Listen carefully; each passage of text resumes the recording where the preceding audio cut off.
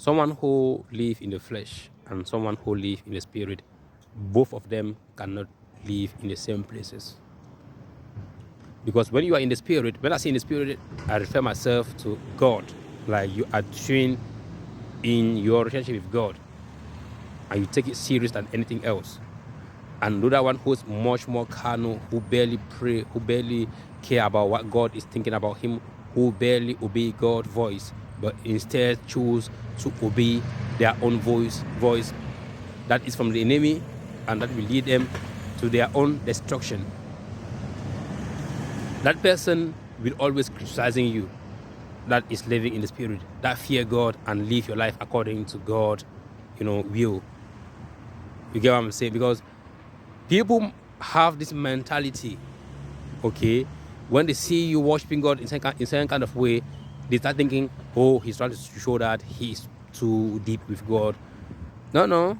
Somebody who knows their relationship with Christ, they will, know how to carry themselves. Christ was the first example. We saw how Christ was tortured. We saw how Christ went through trials and tribulation, how he was rejected.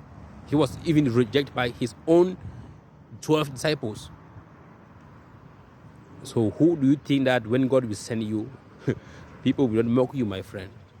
When God will send you, people will not laugh at you, look down on you, make you feel like you are lost, bring you into the position of loneliness.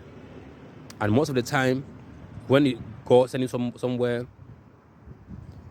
the enemy will make sure that people that are there, he has prepared them to be in the flesh, so much in the flesh, and consistently keep them in the flesh at the level where even when you are preaching to them, they are not listening to you. Like they are taking everything that you are saying for granted, and they are mocking you.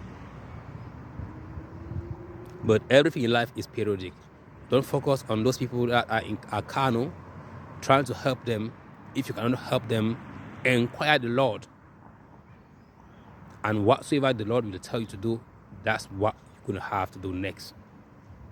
Don't rush. Don't start acting, because this is the mistake that a lot of us will make, is when those people act in the flesh. I make that mistake. That's why I'm making this video.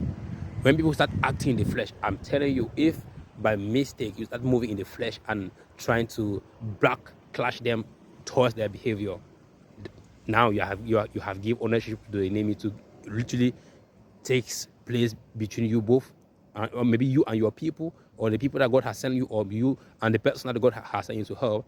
You have give. If you start backlashing them again towards the way they've been behaving to you, now the enemy will take place and really break everything up.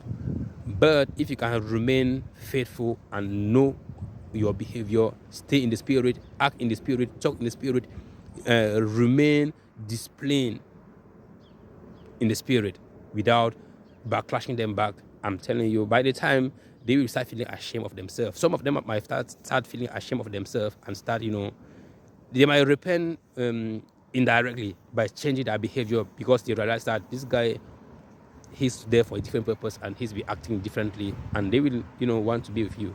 Some people, you might even push even their anger even more, and even make them want to take even more their distance from you. But whatever is the case, make sure that you are there and you get done what God has said you to do, and move on.